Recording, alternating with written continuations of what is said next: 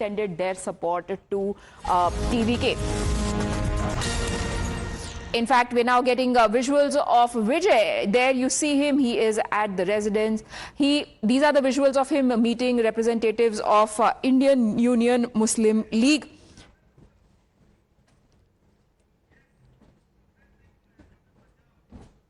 There you see visuals of Vijay on screen. He is there meeting the leaders of IUML. He has made this statesman-like outreach, and this has never happened before in Tamil Nadu.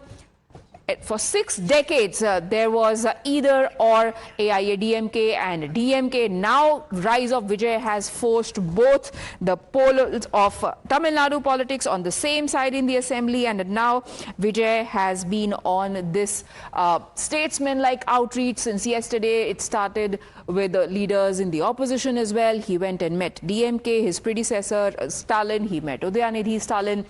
Then today, he can be seen at IUML earlier in the day. Then he's at Congress's office. In fact, Karthi Chidambaram this morning also put out a post on social media saying that he's glad to know that Vijay will be visiting Congress's office, but he is not going to be there.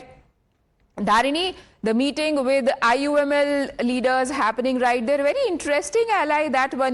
There was a lot of back and forth before they finally committed to their support to TVK. They said we got reports earlier that there was support. Then we got reports that no letter had been forged. And then finally, we see them standing by the side of Vijay.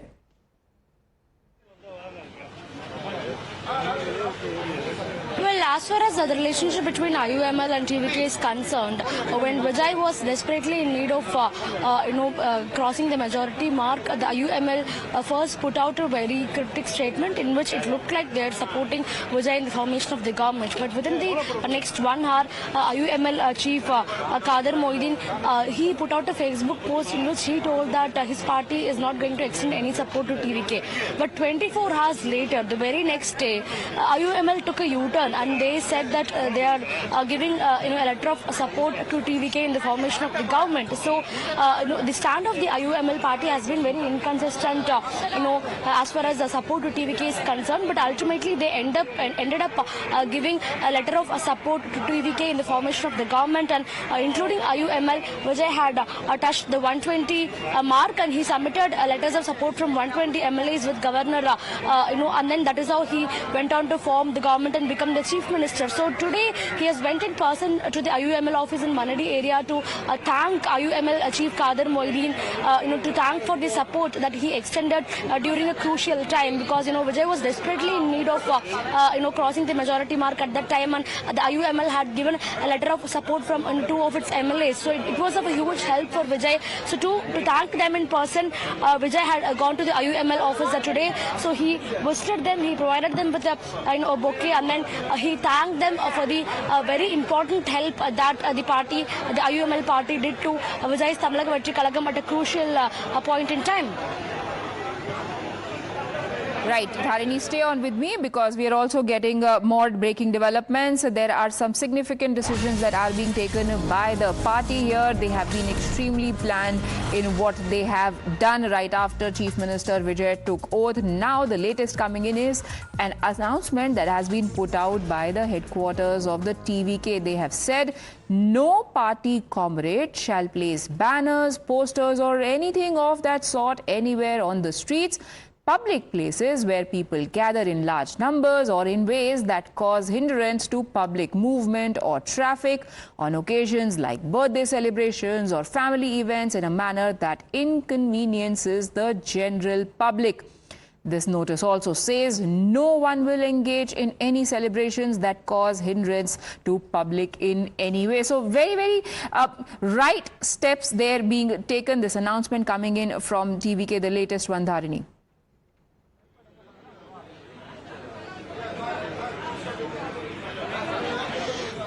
Definitely, the TVK's General Secretary N. Anand has put out the statement, and in which he says that the supporters of TVK, the cadre of TVK, they should not be causing any inconvenience to the public, because earlier, before Vijay became the chief minister, during the campaign events, we can see a large number of people. They'll be climbing the trees, they'll be climbing the walls, they'll be erecting banners on roads, causing inconvenience to the public, and they'll be dangerously following Vijay's convoy vehicle everywhere. So all of this was witnessed before the elections, before Vijay became the chief minister. But now that he has become the chief minister, the supporters and the cadre, they should stop such activities. They shouldn't cause any inconvenience to the public, especially in terms of erecting banners and billboards is what N.